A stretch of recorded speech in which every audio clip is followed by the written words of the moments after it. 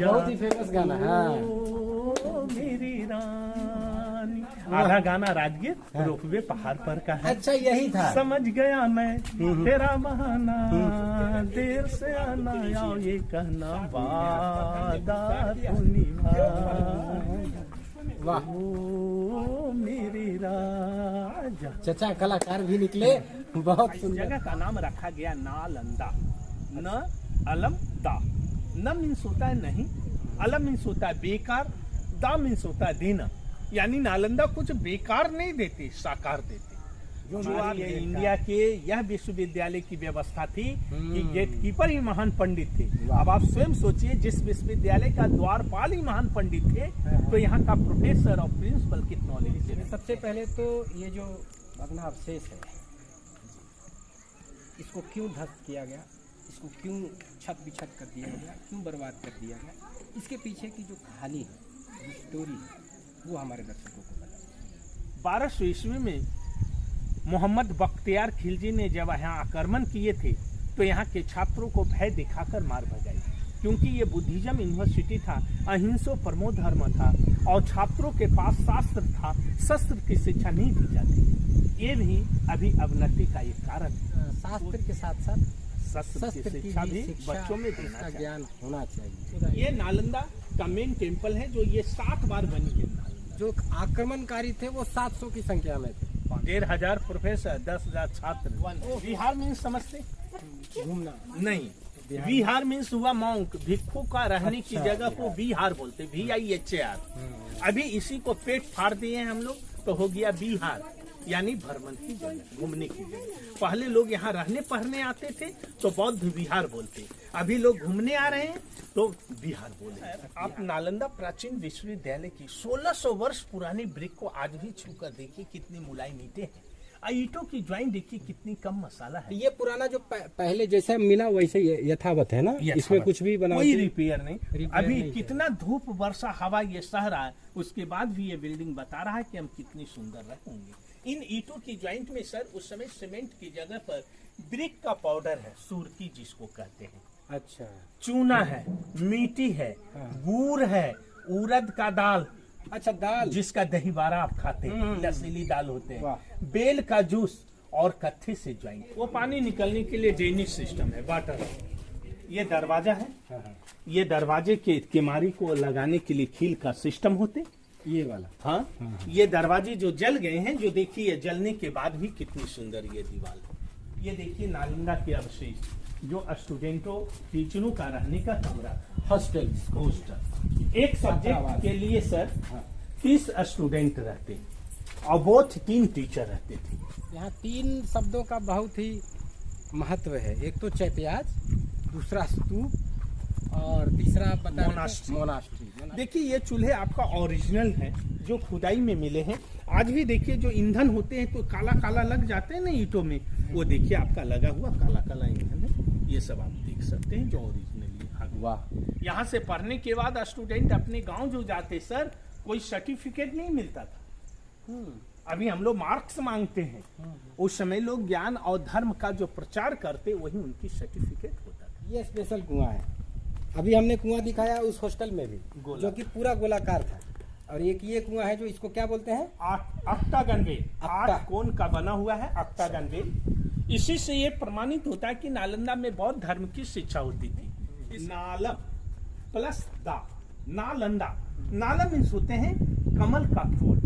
कमल का फूल है वो ज्ञान का प्रतीक है। दा मीन्स दान देना, जो ज्ञान को दान दे वो प्लेस नालंदा है। किसी कारणवश विश्वविद्यालय में मर जाते थे, उनकी डेड बॉडी उनकी घर ले जाने की यातायात का साधन नहीं था, उनको धर्म के अनुसार तालाब के किनारे जलाए जाते थे और उनकी अस्थि को लाकर यहाँ मेमोरियां बनी हुई है। जो छोटे हैं जूनियर का, बड़े हैं सीनियर का, बड़े हैं प्रोफेसरों की, ये सब समाधियां बनी हुई है। बौद्ध धर्म में 8 अंग शुभ मानते हैं।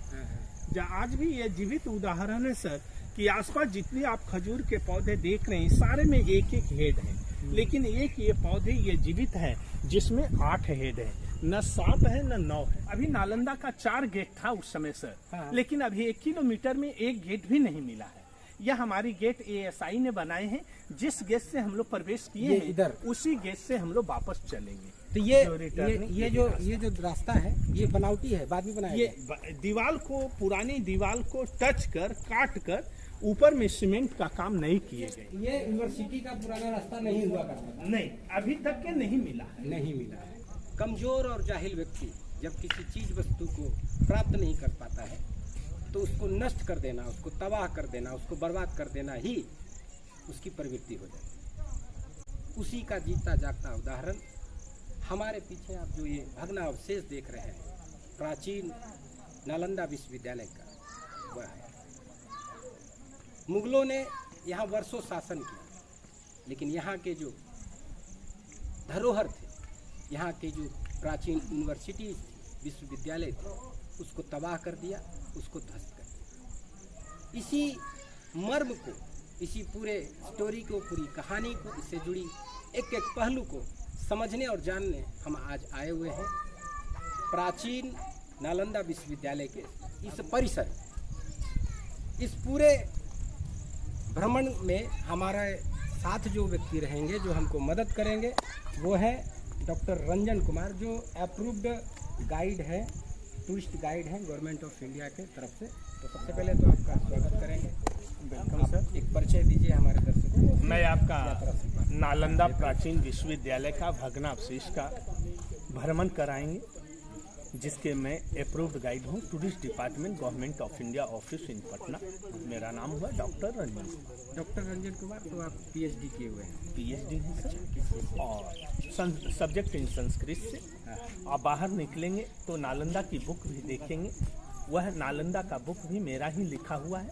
उस बुक का मैं राइटर भी हूँ। कौन सा? का गाइड। कौन सा? नालंदा बुक। नालंदा बुक। अच्छा, सिर्फ नालंदा के नाम? नालंदा। अच्छा। तो सबसे पहले तो ये जो भग्नावशेष है, इसको क्यों ध्वस्त किया गया, इसको क्यों छत बिछत कर दिया गया, क्यों बर्बाद कर दिया गया, इसके पीछे की जो कहानी है, जो स्टोरी है, वो हमारे दर्शकों को बताइए। मैं इस प्राचीन नालंदा विश्वविद्यालय की स्थापना से मैं बताऊंगा, तब विनाश की ओर जाऊंगा, ह्रास की ओर। तो हम लोग नालंदा वह प्राचीन विश्वविद्यालय देखने आए हैं जो आज से 1600 ईयर्स ओल्ड बिल्डिंग है। नालंदा 1600 वर्ष पुरानी, ये 5वीं सदी की बनी हुई है। 400 समथिंग। अभी हम 413 ईस्वी में इसकी स्थापना मगध देश के राजा चंद्रगुप्त द्वितीय और विक्रमादित्य के पुत्र कुमारगुप्त फर्स्ट ने विश्वविद्यालय को बनाया था। उस समय पूरे विश्व में 3 यूनिवर्सिटियां थी, तक्षशिला, नालंदा और विक्रमशिला। तक्षशिला है वो पाकिस्तान में है सर, रावलपिंडी के पास में है।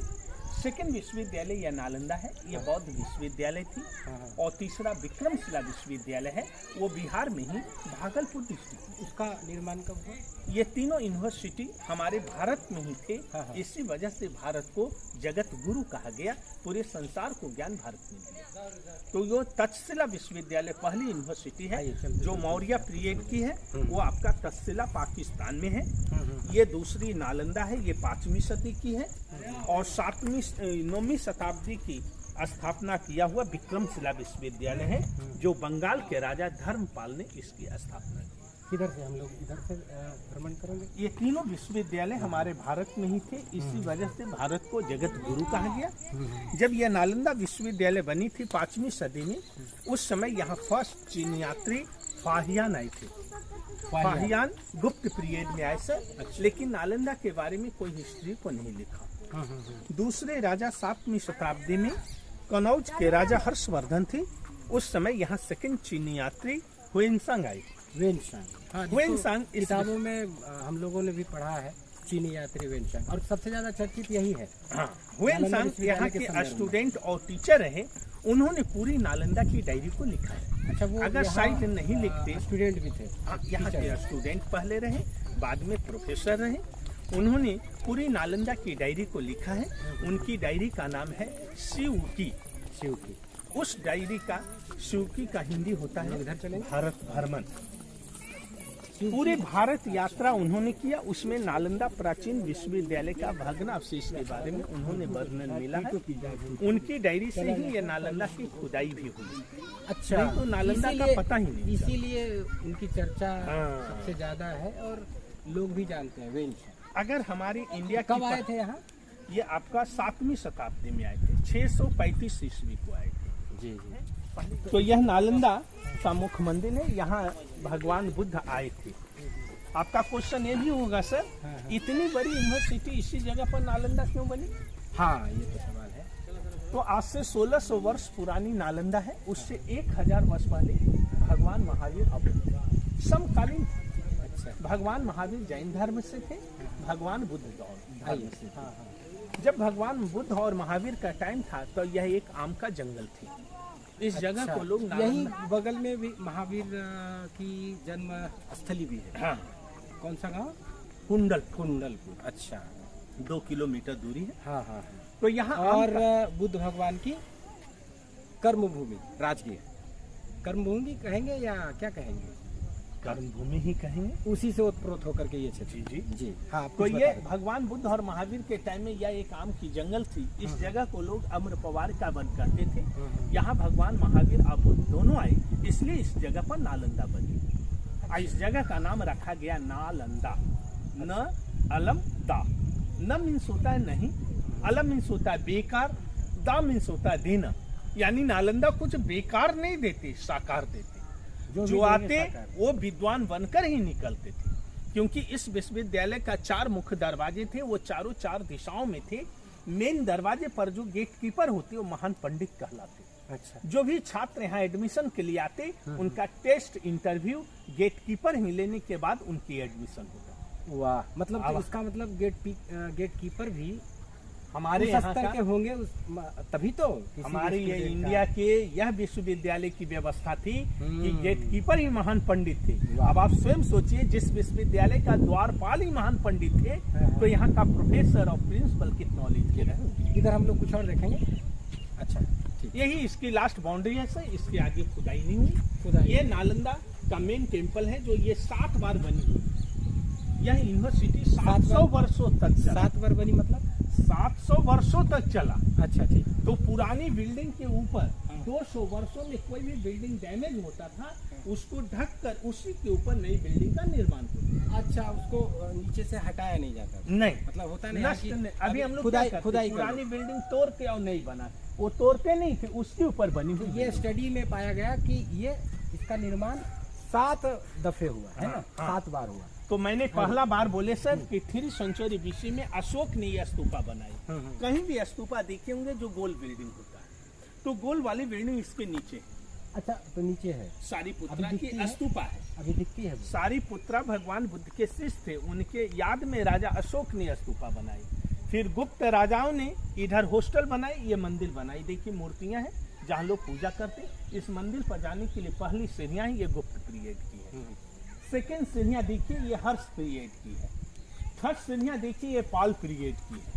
9th सेंचुरी एडी की है, ये 7th सेंचुरी एडी की है, 5th सेंचुरी एडी की है। इसके नीचे आप खोदेंगे राजा अशोक की स्तूपा मिलेंगे। मतलब अलग अलग सेंचुरी में अलग अलग सीढ़ी जाने के लिए। उसके ऊपर जाकर बुद्ध की लोग प्रार्थना करते थे। जो प्राचीन मूर्तियां यहाँ से मिले म्यूजियम में रखे हैं।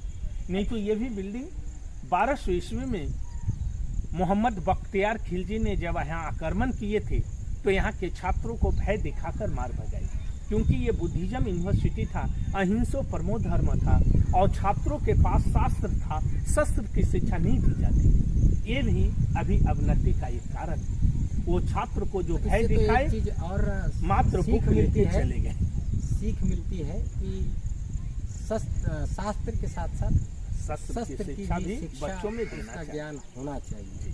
नहीं तो यही अवनति के कारण है सर। मात्र 500 सैनिक से आक्रमण वो किए थे। मौजूदा अवस्था में 10,000 छात्र 1,000 टीचर थे। वो सारा यहाँ स्टूडेंट अपने पास बुक लेके चले गए। जापान, कोरिया, थाईलैंड, बर्मा, आज वो कंट्री बुद्धिज्म है। हमारे इंडिया में बौद्ध धर्म की कमी, नहीं तो बौद्ध धर्म का मेन केंद्र नालंदा। जो आक्रमणकारी थे वो 700 की संख्या में थे, 500 की संख्या में थे। और यहाँ जो लोग, जो छात्र 10,000, शिक्षक थे, टीचर 1,500, जो भी उनको नाम दिया जाता था तो वो 1500 जी 1500 प्रोफेसर, 10,000 छात्र। ओहो, तो 15 मतलब 11,500 फिर भी मौजूदा अवस्था में आबादी थी। फिर भी माने मुकाबला नहीं कर सकते। क्योंकि शस्त्र की नहीं, शास्त्र की यहाँ शिक्षा दी जाती थी और उसी रूप से उसी लेके रूप में चले गए। यहाँ के लोगों को तैयार किया जाता था। ठीक है, आगे चलेंगे। ये क्या है? अब आपको मैंने बताया सर कि ये बिल्डिंग कुमार गुप्त की बनी है। पहले राजा लोग जो बिल्डिंग बनाते थे, बिल्डिंग में नाम नहीं लिखते, चिन्ह देते थे। कहीं टाइगर या अशोकन पिलर मिलता है, हम लोग समझ जाते हैं अशोक काल की है। ये गुप्त काल के हॉस्टल का ये आंगन है, जिसकी ड्रेनेज सिस्टम देखिए और कॉर्नर कितनी अच्छी है। गुप्त काल के यहाँ से खुदाई में जो सिक्के मिले हैं, उसमें धनुष का सिंबल मिला है। धनुष की पहचान तो है, ये जो गुप्त राजाओं की वो पहचान है। वो देखिए सीढ़ी के नीचे से। अभी अगर 50 वर्ष 40 वर्ष पूर्व का कोई ईटा अभी जो निर्माण हो रहा है वो मिले तो वो सारा समाप्त हो गया होगा, या फिर हमारी आज जो बर्बाद ईंटें हो नालंदा गया। में लेकिन ये बन रहे हैं वह 100 वर्ष भी नहीं रहते, खराब हो जाते। ये नेचुरल मिट्टी की पकी हुई है, इसलिए आज भी हम लोग देख रहे हैं हमारे मिट्टी में रासायनिक खाद दे के शक्ति छिन्न कर दिए हैं। तो उस समय ये हॉस्टल के आगे ऊंची ये प्लेटफॉर्म देख रहे हैं सर, ये योगा प्लेटफॉर्म है। वो मेडिटेशन का ध्यान, ये हॉस्टल का ये आंगन आंगन जाने के लिए रास्ता था। यहाँ लोग योगा कर, ये 2 पार्टों में नालंदा मिला है। ये 10 किलोमीटर जब नालंदा थी नॉर्थ टू साउथ, तो ये साइड में सारी ये हॉस्टल लाइन मिले हैं। मतलब ये इसकी 1/4 या बहुत कम खुदाई हुई है ना? 10 किलोमीटर में 1 किलोमीटर की खुदाई हुआ है, बाकी 9 किलोमीटर और खुदाई होना बाकी है। 9 किलोमीटर पर गांव जो बस गए हैं, ग्रामीण लोग मिट्टी खोदते हैं, पुरानी स्टैचू, पुरानी मूर्तियां मिलते हैं। जो भी प्राचीन मूर्तियां मिलती हैं सब म्यूजियम में। ये क्या बता रहा है बिहार संख्या? ये बता रहा है सर कि बिहार संख्या 1 है। बिहार मीन्स समझते घूमना नहीं, बिहार मीन्स हुआ मॉन्क, भिक्षु का रहने की जगह को बिहार बोलते, VIHAR। अभी इसी को पेट फाड़ दिए हैं हम लोग, तो हो गया बिहार, यानी भ्रमण की जगह, घूमने की जगह। पहले लोग यहाँ रहने पढ़ने आते थे तो बौद्ध विहार बोलते, अभी लोग घूमने आ रहे हैं तो बिहार बोले। बिहार तो जो बिहार बा का बिहार है वो घूमने वाला, हाँ घूमने वाला। ये वा का बिहार वह है मैंने रहने वाला। अभी यहाँ सुमात्रा के राजा बाल पुत्र थे, ये देखिए सुमात्रा के एक नरेश ने बनवाया था। सुमात्रा अभी इंडोनेशिया के नाम से जानते, वहां से इसकी डोनेशन आती थी और उससे ये बनी हुई बिल्डिंग है। सर आप नालंदा प्राचीन विश्वविद्यालय की 1600 वर्ष पुरानी ब्रिक को आज भी छूकर देखिए, कितनी मुलायम ईंटें हैं। ईंटों की ज्वाइंट देखिए कितनी कम मसाला है। ये पुराना जो पहले जैसा मिला वैसे यथावत है ना, इसमें कुछ भी बना कोई रिपेयर नहीं। अभी कितना धूप वर्षा हवा ये सह रहा है, उसके बाद भी ये बिल्डिंग बता रहा है कि हम कितनी सुंदर रहेंगे। इन ईंटों की ज्वाइंट में सर उस समय सीमेंट की जगह पर ब्रिक का पाउडर है, सुरती जिसको कहते हैं। अच्छा, चूना है, मिट्टी है, गुड़ है, उड़द का दाल, अच्छा दाल जिसका दही बारा आप खाते हैं, लसीली दाल होते हैं, बेल का जूस और कत्थे से ज्वाइंट है जो पान में लगाते हैं, चूना और कत्थे, इससे बनी हुई बिल्डिंग है। ये अब आप स्वयं सोचिए कि गुड़ उड़द की दाल खाने के लिए नहीं मिलती, और उस समय लोग गुड़ से बिल्डिंग बनाते। उस वक्त इतनी मात्रा में था कि मतलब ईंटों को जोड़ा जा रहा है। तब ना हम लोग कहते हैं हमारा देश महान है, जहाँ गुड़ से बिल्डिंग बनती थी। इन बिल्डिंग की कॉर्नर देखा जाए 1600 वर्ष पुरानी, कितनी सुंदर ये कॉर्नर मिली। ये जी कॉर्नर इसके बारे में है, ओरिजिनल ये कॉर्नर दीवार। ये क्या स्ट्रक्चर है? ये हॉस्टल के दरवाजे हैं। हर एक हॉस्टल के दरवाजे पर ये भी, ये 2 साइड में बुद्ध की स्टैचू होते थे। अच्छा कौन सा है? ये वो ये सब का सब पुराना है, पुराना जो नालंदा प्राचीन नालंदा विश्वविद्यालय में। इस ईंटों की बात करें तो ये तब इस प्रकार से है जब इसको जला दिया गया। ये देख, एक मिनट, ये दरवाजा है। हाँ। ये दरवाजे के किमारी को लगाने के लिए खील का सिस्टम होते, ये वाला। हाँ। ये दरवाजे जो जल गए हैं, जो देखिए जलने के बाद भी कितनी सुंदर ये दीवार है, देखिए है जलने का दाग। यहाँ लकड़ियां जो गिरे हैं ये भी देखिए आपका जलने का पहचान मिला है कि यह बिल्डिंग में आग लगी थी। और जलने के बाद ये स्थिति है, जलने के बाद 600 वर्षों लगभग अगर इन सबको देखें तो जस का तस है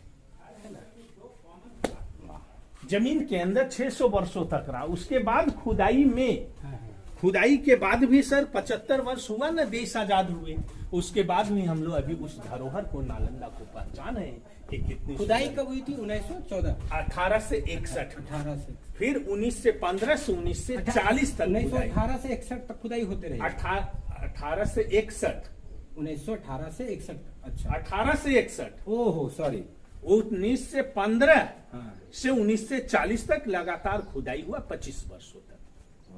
15 से 40 जिस समय ब्रिटिश का शासन था। अब आप क्वेश्चन कहें सर ब्रिटिश ने इसको क्यों खुदाई किया?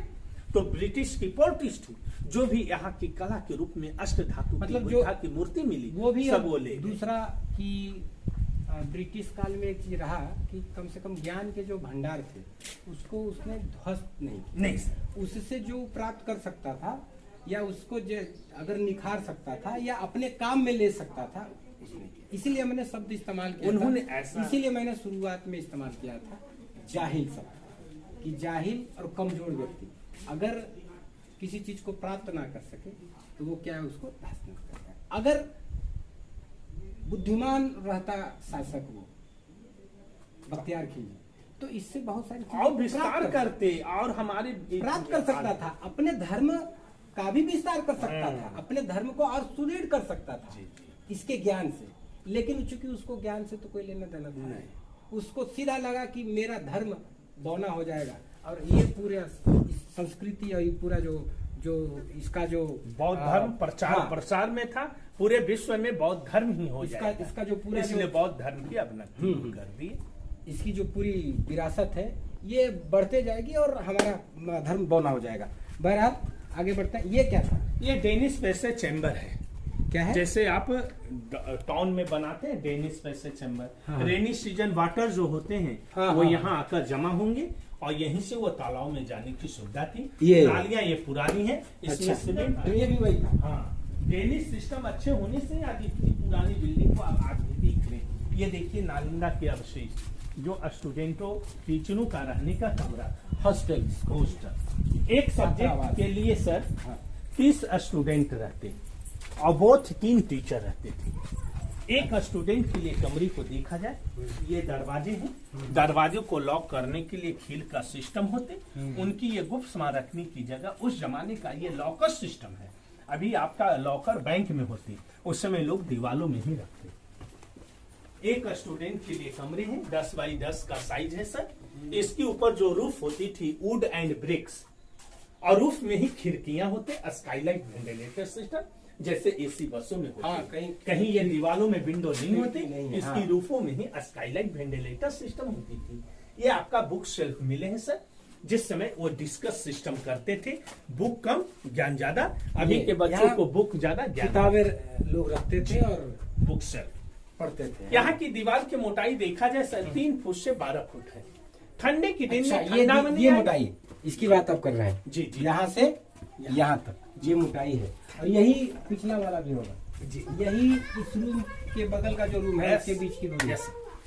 तो ठंडे के दिन में ठंडा बनी आएंगे, गर्मी के दिन में गर्म हवा नहीं आएगा। रूम नेचुरल एसी का काम करेंगे। वाह। दूसरी फायदा था, एक कमरे के बच्चे जो आवाज करते दूसरे कमरे में आवाज नहीं जाती। All room AC and sound proof कमरे होते थे। उस वाह। जमाने में नेचुरल एसी होता, बिना करंट का एसी कमरे हैं। आज जो जापान, कोरिया, थाईलैंड वाले आते हैं, जो ये बिल्डिंग को देखने नहीं आते, इस मिट्टी को नमन करने आते। ये जो स्ट्रक्चर है ये तो हमको लगता है इधर अभी ये लोहा और सीमेंट अभी इंडिया सरकार ने उसको सपोर्ट डाले हैं ऊपर की बिल्डिंग को बचाने के लिए, क्योंकि ये दीवार सर भूकंप से झटका से ये गिर रही थी। ओह। इसको बचाने के लिए सपोर्ट मजबूरी में लगाए। इन दीवारों के ऊपर प्लास्टर भी होते थे। देखिए ये प्लास्टर आपका ओरिजिनल इस पर होते थे। जी, तो ये पुराना है। पुराना है, यहाँ भी हो सकता। वो देखिए ये दीवार आपका गिर रहा था, ये इंडिया सरकार ने नया ये सपोर्ट डाला। ये नई काम है, इसमें आप ईटे मसाले देखिए सब पूरा नया हवा। ये क्या था? ये हर एक हॉस्टल के आंगन जो होती थी ये क्लासरूम था। और ये क्लासरूम में ऊंची स्थान और लेक्चर हॉल है। ये सारे स्टोन पिलर ये के क्लास कौन था? ये हर एक हॉस्टल का आंगन जो होता था वो क्लास। अच्छा, मतलब बाहर जाने की जरूरत ही नहीं। नहीं। रूम से निकालिए, यही हॉस्टल है, यही क्लास क्लासरूम है। और वो क्या बता रहे थे? लेक्चर स्टैंड, टीचर का स्थान। यहाँ पर जी, वो सारा पत्थरों का पिलर होती, ऊपर छत थी। तो ये उस जो समय लेक्चर स्टैंड है ये पूरा बड़ा बना हुआ है, तो ये 2 क्लासरूम को कवर नहीं। करता था। तो ये जब थी, ये बिल्डिंग थी, उस समय ये बिल्डिंग नहीं था। यहाँ स्टूडेंट 10-10 का ग्रुप बना लेते और आपस में डिस्कस करके वो क्लास करते। तो बीच में आया क्या है? 200 बरस बाद दूसरे राजा ने इसी के ऊपर रीबिल्ट बनाए गए। इसे स्तूपा कहते हैं। बौद्ध भिक्षुक जो होते हैं, जो मर जाते हैं, उनको धर्म के अनुसार जलाई जाते हैं और जली हुई अस्थियां लाकर उनकी याद में सॉलिड वो बिल्डिंग अच्छा, मेमोरिया जो बनाई जाते हैं, हो। मेमोरिया को पाली शब्द में आप स्तूप कहेंगे सर। स्तूप शब्द हर जगह ये स्तूप है। ये स्तूप है, सॉलिड बिल्डिंग। इसको देखा जाए आज भी। तो ये मैंने इसके ऊपर भी कुछ निर्माण होगा। ये टीचर यहाँ खड़ी थे, यहाँ छात्र बैठे थे, आपस में क्लास करते। अब आप क्वेश्चन करेंगे सर कैसे बता रहे हैं कि ये ब्रिक 7 AD का है, ये 5th AD का है। आगे मैंने बताई, जानकारी दी है सर कि यहाँ के राजा लोग जो बिल्डिंग बनाते वो नेम प्लेट नहीं लगाते, चिन्ह लगाते। अच्छा, क्या चिन्ह? जैसे कुमार गुप्त राजाओं का चिन्ह था धनुष। अच्छा, जैसे हमने वहाँ धनुष का सिंबल दिखाए, यहाँ भी देखिए धनुष आकार का सिंबल है। अच्छा, यहाँ ये फुल धनुष आप देख रहे हैं, यहाँ धनुष दिखाई देगा। खास ये बिल्डिंग से कवर है, इसलिए मालूम होता है कि इस बिल्डिंग के बाद ये बिल्डिंग बनी। अच्छा, तो ये जो धनुष वाला था वो किसका था? कुमार गुप्त राजा। और ऊपर जो बनाए उसके बाद हर्षवर्धन ने बनाया। तो ये उसके ऊपर देवपाल ने ये बनाया। कुमार गुप्त की बनाई हुई। ये चिन्ह मिला है। और ये हर्षवर्धन, यानी 5th AD, ये 7 AD। यहाँ जो भी स्टोन आप देख रहे हैं, ग्रेनाइट स्टोन। अच्छा, ये जी, ये उसी वक्त के हैं। उस वक्त का है। आपका मगध राज्य रिच कंट्री था। उड़ीसा, बंगाल, झारखंड, बिहार 4 राज्य में अभी आप बढ़ गए। और दुर्भाग्य ये कि सबसे गरीब प्रदेश अभी बिहार है। यही मगध राज्य थी जो विश्व में पहला स्थान था। यही अभी बिहार है जो सबसे पीछे है। ये पानी निकालने के लिए ड्रेनेज सिस्टम। ये बौद्ध मंदिर के पास, ये तो वही स्तूप का स्ट्रक्चर है ना। ये क्लासरूम के पास इसको देखा जाए सर, ये यहाँ बौद्ध मंदिर होते, यहाँ लोग आकर बुद्ध की प्रार्थना करते। ये मूर्तियाँ मिली है म्यूजियम में। जब यहाँ बुद्ध की मूर्तियाँ थी, इसके ऊपर रूम होने से रूम अंधेरा होता था, लाइट की व्यवस्था नहीं थी। लाइट के लिए क्या किए, दरवाजे पर 2 स्टोन रखे। यह स्टोन का नाम है mica stone. Mica mean sir अबरक होता है, जो चमकीली पत्थर होते हैं। इस पर एक कॉपर का प्लेट कसे हुए थे और तांबे की प्लेट पर जब सूरज की लाइट आए, वो लाइट कमरे को प्रकाशित करती। यानी उस जमाने में रेफ्रिजरेटर सिस्टम होती थी। जो ये प्रकाश को देखा जाए, ये आज भी ये माइका जो है कोडरमा में पाई जाती है, झारखंड। सनमाइका उसी को ना बोलते हैं? नहीं, सन माइका दूसरा है, ये माइका है। अच्छा, सिर्फ अबरक। अबरक है। ये अबरक देखिए, इस पर जब लाइट पड़ रहे हैं तो इसमें आज भी ये वाह वाह, हाँ जरा सा दिखाइए इसको थोड़ा सा गौर करिएगा और पीछे करिए। हाँ, कुछ अंतर समझ में आ रहा है? हाँ, दिख रहा है कि लाइट आ रहा है। वाह, और इसी से रोशनी होती थी। इसका प्रकाश बुद्ध की मूर्ति पर, सूर्य का प्रकाश इस पर पड़ता था और ये रिफ्लेक्ट करके बुद्ध की स्टैचू पर पड़ा। वाह, क्या कॉन्सेप्ट था, क्या साइंस था। जिस समय हमारा इंडिया आगे, ये क्या स्ट्रक्चर है? ये हम लोग जो खड़ी हैं, ये गुप्त काल वाली आंगन है, यानी स्टार्टिंग पीरियड हॉस्टल का। जब 200 बरस बाद आपका हॉस्टल का कमरे जब ऊपर हुआ, तो ये आंगन भी ये ऊपर हो गए।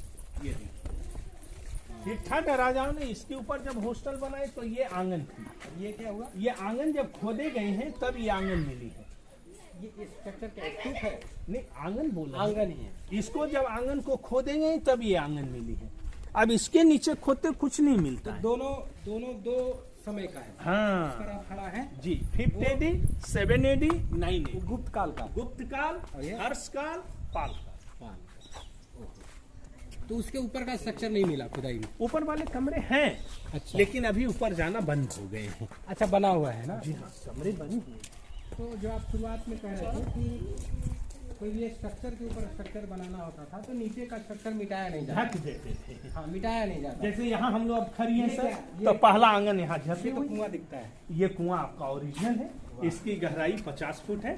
बारिश होते पानी जमते सर, अभी पानी का लेयर में स्थल आपका भाग गया है, कहीं पानी नहीं है। लेकिन ईंटों की बनावट आप देख सकते हैं कुएं का कितनी सुंदर है। अभी तक कहीं एक भी ईंटे में खराबियां नहीं आई है। अभी तो जो अभी जो कुआं बना होगा उसका अभी इसकी भी स्थिति इस प्रकार से नहीं होती। तो ये कौन सा एरिया था? ये हॉस्टल का आंगन है फर्स्ट पीरियड वाले। हाँ, ये 2 कमरे देखा जाए, ये स्टोरेज रूम मिला है, अनाज का भंडार। इनको आर्थिक सपोर्ट कौन देता है? पास में जो गांव थी 200 गांवों से राजा लोग टैक्स लेते थे। कोई गांव से चावल आते, दाल आते, घी आते, दूध आते। जब यहाँ खुदाई होने लगा तो ये 2 कमरे से जला हुआ राइस मिला। वो चावल आज भी आप नालंदा म्यूजियम में देखेंगे। दोनों कमरों से जी, आइए इससे वो प्रमाणित होता कि स्टोरेज रूम है।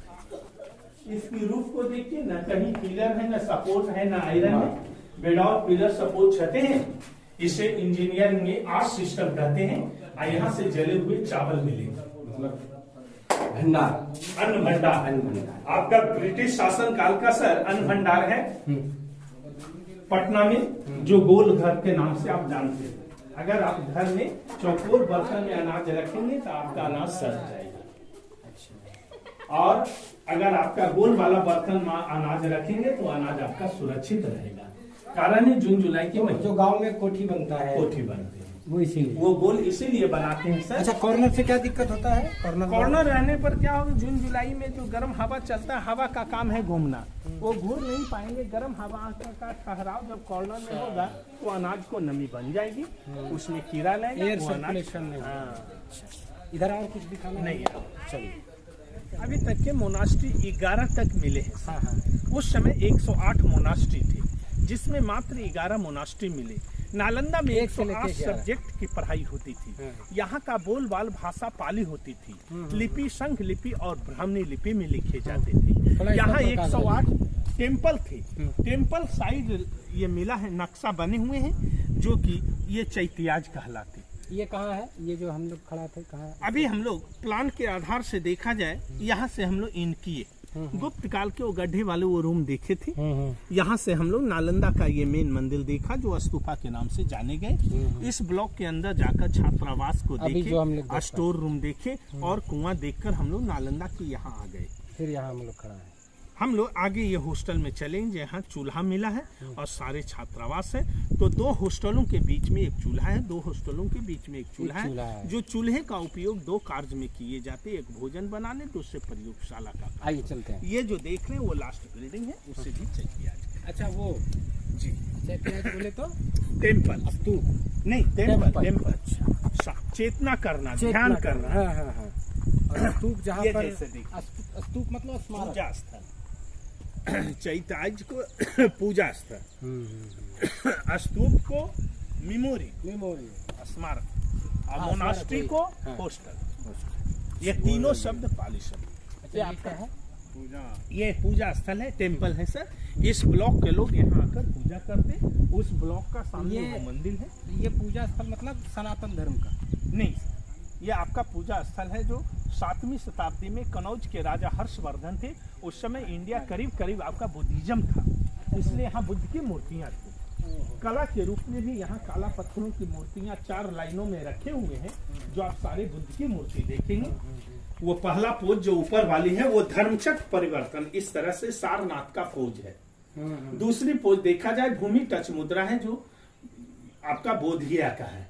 तीसरी पोज देखा जाए ध्यान मुद्रा है, जो बोधि वृक्ष के नीचे उन्हें ज्ञान की प्राप्ति हुई। और चौथी पोज नीचे वाली है वो आशीर्वाद मुद्रा में है, आशीर्वाद देते हुए संघम शरणम गच्छामि। ये आयरन वाले ये नए तो नष्ट कर दिया गया, सारी मूर्तियां को वो नष्ट अवशेष कर- हैं, अवशेष बचे हुए हैं सर। आइए। ये नालंदा के अवशेष हैं।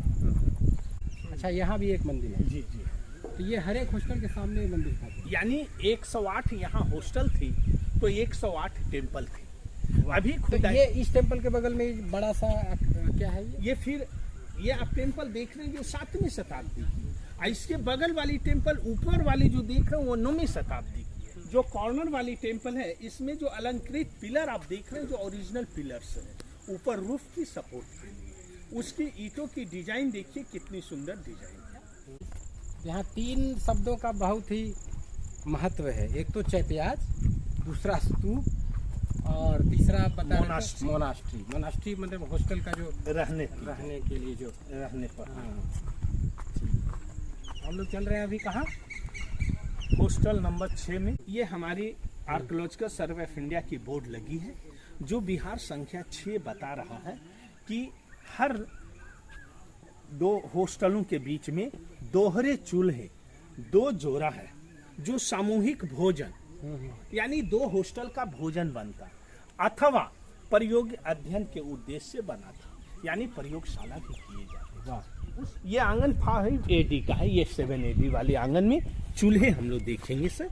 यहाँ तो ये ऐसा हुआ है कि हटाने के क्रम में जब इसकी खुदाई हो रही थी, उस क्रम में तो कुछ चीज गड़बड़ाया नहीं ना। जो भी खुदाई जब होती है सर, तो लोहे के औजारों से नहीं होती है, लोहे के बरस से साफ किए जाते। जैसे हम आज दांतों की सफाई करते, वैसे वो बरस से साफ किए गए हैं।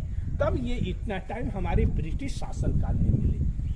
ये चूल्हे हैं सर, जिनके ऊपर मिट्टी के बर्तन बैठाए जाते थे और नीचे से लकड़ी लगाए जाते थे।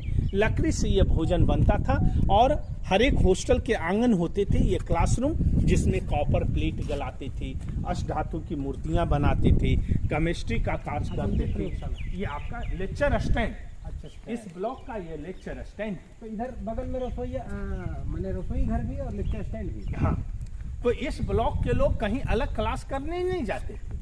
वो साइंस का लोग रहते थे, मेडिसिन का लोग रहते थे, यहीं प्रयोगशाला का कार्य करते। देखिए ये चूल्हे आपका ओरिजिनल हैं, जो खुदाई में मिले हैं। आज भी देखिए जो ईंधन होते हैं तो काला काला लग जाते हैं ना ईंटों में, वो देखिए आपका लगा हुआ काला काला ईंधन है। ये सब आप देख सकते हैं जो ओरिजिनल है। वाह। यहाँ से पढ़ने के बाद स्टूडेंट अपने गाँव जो जाते सर, कोई सर्टिफिकेट नहीं मिलता था। अभी हम लोग मार्क्स मांगते हैं, उस समय लोग ज्ञान और धर्म का जो प्रचार करते वही उनकी सर्टिफिकेट होता था। मैंने उनके भीतर जो ज्ञान है वही प्रदर्शित करता था कि हाँ यहाँ से पढ़ के आए हैं या एक ज्ञानी। विद्वान सर्वत्र पूज्यते, विद्वता आप दिखाएंगे सर, स्वतः पहचान होगी। पट्टी नहीं मिलती थी जी कि जिसको दिखाकर आप कहें कि ज्ञानी है। नहीं, कोई सर्टिफिकेट रियल नहीं। में वास्तविक में आप ज्ञानी हैं, आपका ज्ञान दिखता है, आपका ज्ञान दूसरों को प्रकाशित कर रहा है, तब फिर आप समझ के कि कहाँ से पढ़ के आए हैं और आपका बैकग्राउंड क्या रहा है, उसी से इसका पूरा आकलन होता था। ये क्या था, ये स्ट्रक्चर? वो आपका वहाँ जैसे आप हॉस्टल के आंगन में क्लासरूम में देखे ना कि पूजा करने के लिए मंदिर होते थे, वैसे ये मंदिर होते थे पूजा करने। यहाँ भी बुद्ध की मूर्ति। मतलब हर जगह हम देख पा रहे हैं कि अध्यात्म अधर्म दोनों चीज पढ़ाई के साथ साथ चल। अपने बच्चों में भी शिक्षा देनी चाहिए कि बाबू पहले भगवान को याद करो, और उसमें भी मूर्ति पूजा जरूरी है। मूर्ति पूजा हमारे बेमियान में कितने साथ में लेके चलने के बावजूद ये विश्व विख्यात यूनिवर्सिटी थी और पूरे विश्व को मार्गदर्शन कर रही थी, ज्ञान से प्रकाशित कर रही थी। ये एक सीख है। आज के जो लोग बोलते फिरते हैं कि धर्म की पढ़ाई, धर्म का ज्ञान, प्रार्थना, स्कूल और ज्ञान के स्थली में क्या काम, लेकिन 1600 वर्ष पुरानी हमारी नालंदा बता रहे हैं, विश्वविख्यात विश्वविद्यालय। उसमें हम जब देख रहे हैं कि हर एक जगह हॉस्टल के बाहर ज्ञान, ध्यान, दरवाजे भी खाने के स्थान पर, पढ़ाई प्रयोगशाला के स्थान पर, मतलब अध्यात्म और ज्ञान दोनों एक दूसरे को पूरक दिखाए गए। जी जी जी, ये तो इसको साथ में लेके चलने के बाद भी ये विश्व का सबसे विख्यात यूनिवर्सिटी विश्वविद्यालय में से एक था। ठीक, इधर कुछ बता रहे थे आप। यहाँ कुआं जो है 8 कोण वाले कुआं है सर, इसको देख लिया जाए, क्योंकि हर जगह कुआं देखे होंगे गोल वाले। हम लोग इसको खेल पाएंगे क्या? वाह, अच्छा हाँ, ये आप कहीं हम आपको दिखाएंगे। ये स्पेशल कुआं है।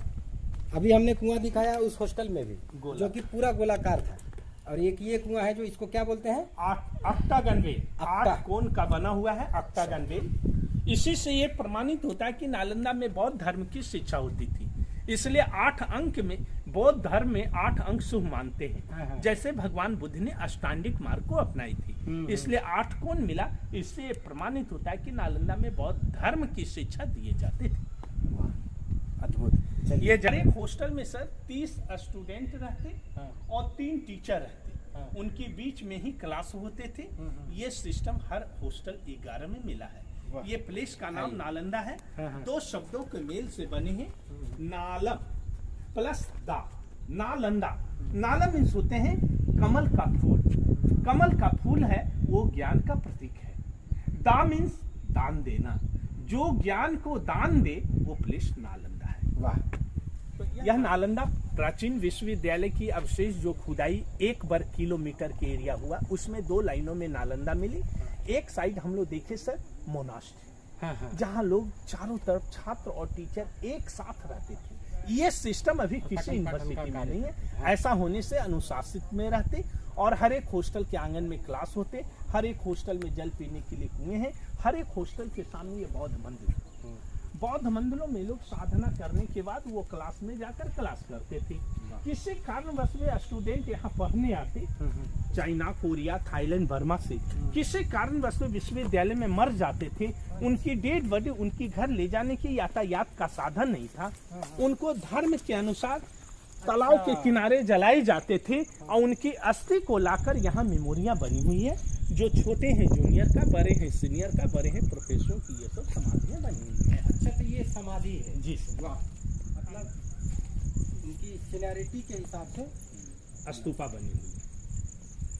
और स्तूपा का आकार भी देखिए, नीचे का आकार जो है चौकोर है, ऊपर जो है गोल होता है। ये किस बात का द्योतक है?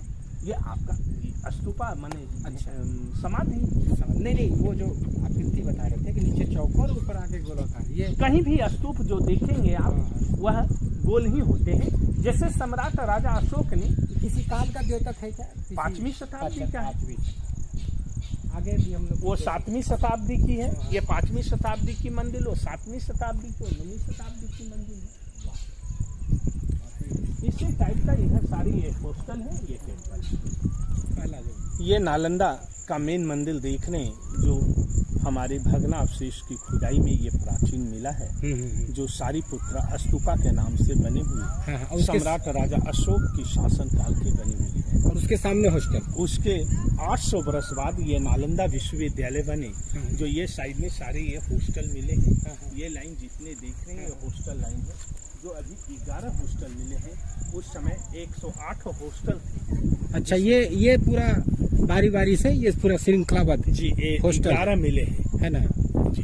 108 में 11। और ये क्या है? ये हॉस्टल के सामने ये आपका चैतियाज है, जिसे पाली शब्द में चैतियाज कहते हैं। ये पूजा घर है जहाँ बुद्ध की मूर्तियाँ होती हैं। यहाँ की मूर्तियाँ जो भी मिली प्राचीन, सारे बौद्ध के ही मूर्तियाँ। वाह। जो विभिन्न भोजों में मिला। तो मतलब एक तरफ हॉस्टल, दूसरी ओर टेम्पल मंदिर, इसको क्या बोलते हैं आप? चैतियाज बोलते हैं। वो एक चैत्याज, ये दूसरा चैत्याज जी। और इधर जो तीसरा, चौथा, 5वां, 6ठा, इसी तरह के इधर लाइन। ये चैत्याज दूसरा, तीसरा। तो अभी जो चैत्याज मिल पाया खुदाई में जी, 1 2 3 4 1 2 3 4 ये भी है, देखिए आपके पीछे भी है। ये 4 5 6 7।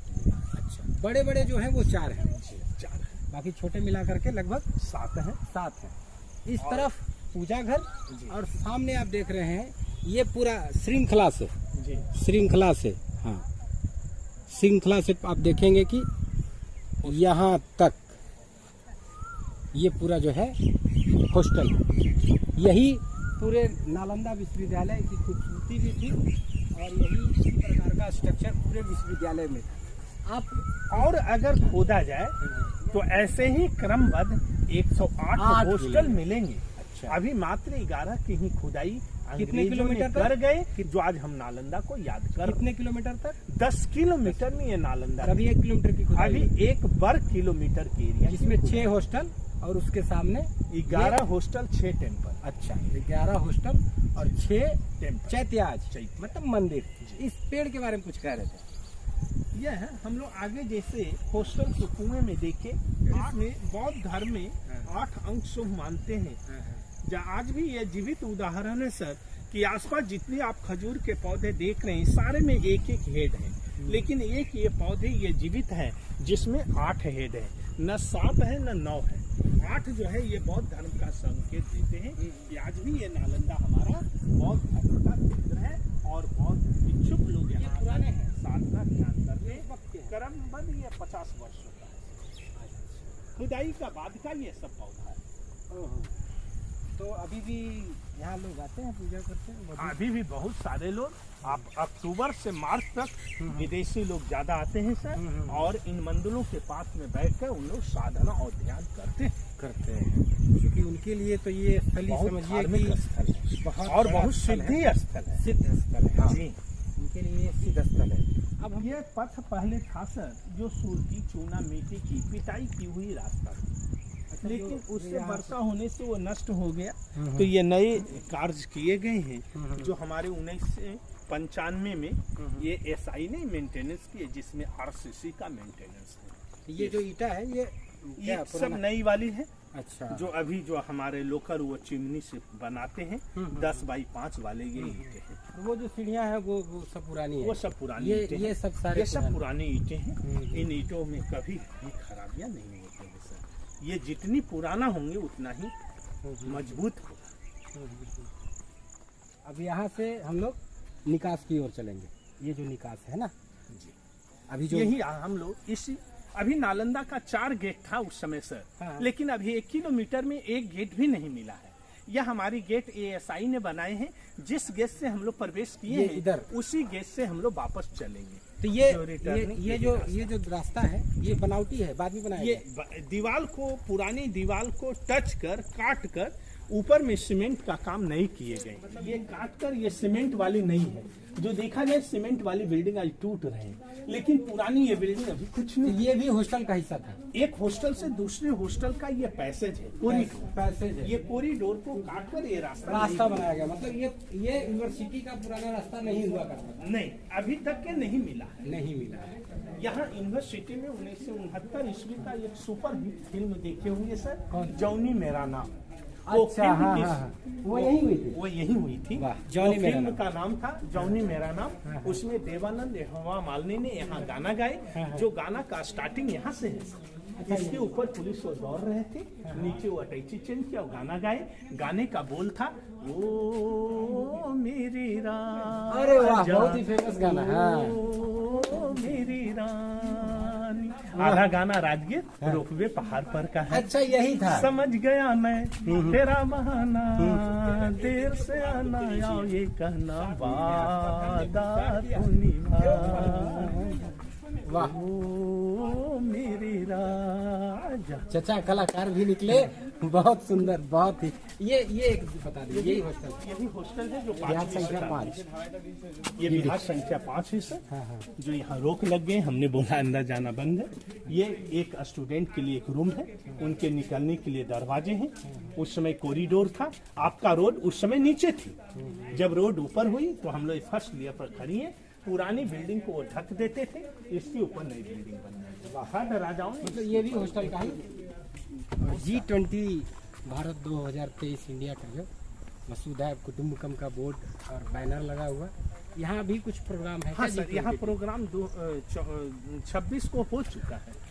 अच्छा, हो चुका है। हो चुका वाह, है सर। कहाँ पे हुआ वही था? अभी बोर्ड लगा। ये ये कहाँ फील्ड जो है ना, हाँ। इसी फील्ड में वो पर्दे के अंदर AC लगाए गए थे। अच्छा। और यहीं लोग कमेटी बनाए थे। टेंट टेंट का, है ना? जी, AC का टेंट था। AC उसमें का। अनुभव किए सर हाँ। कि फील्ड में भी AC लग जाती है। इसी फील्ड में। वाह, बड़ा ही मनमोहक और रोमांचित कर देने वाला दृश्य होता है ये। हाँ, ये इसके बारे में चर्चा हो रही थी कि ये बताते ये चलिए। मोनास्ट्री नंबर 7 की जो खुदाई हुआ है सर, हाँ, हाँ। ये हर मोनास्ट्री 11 तक के मिले हैं। वो हर मोनास्ट्री को जैसे खोदे गए हैं ब्रिटिश शासन काल में, जी। 1915 से 40 तक, हाँ, हाँ। उसमें सारी ये मेंशन किए गए हैं कि इस तरह से धीरे धीरे इसको खुदाई किए गए हैं। हाँ, हाँ। और ऐसे ऐसे ये स्तूप ये मोनास्ट्री नंबर 5। 5 जहाँ अभी हम लोग थे। वाह, ये हो गया। टेम्पल नंबर 12 जहाँ हम लोग खजूर के पौधे के पास देख रहे थे। अच्छा, ऊपर उसी वाले- मंदिर का ये हिस्सा है। हाँ, वो दीवार का प्लास्टर। हाँ, हाँ, हाँ। अच्छा, प्लास्टर है। हाँ।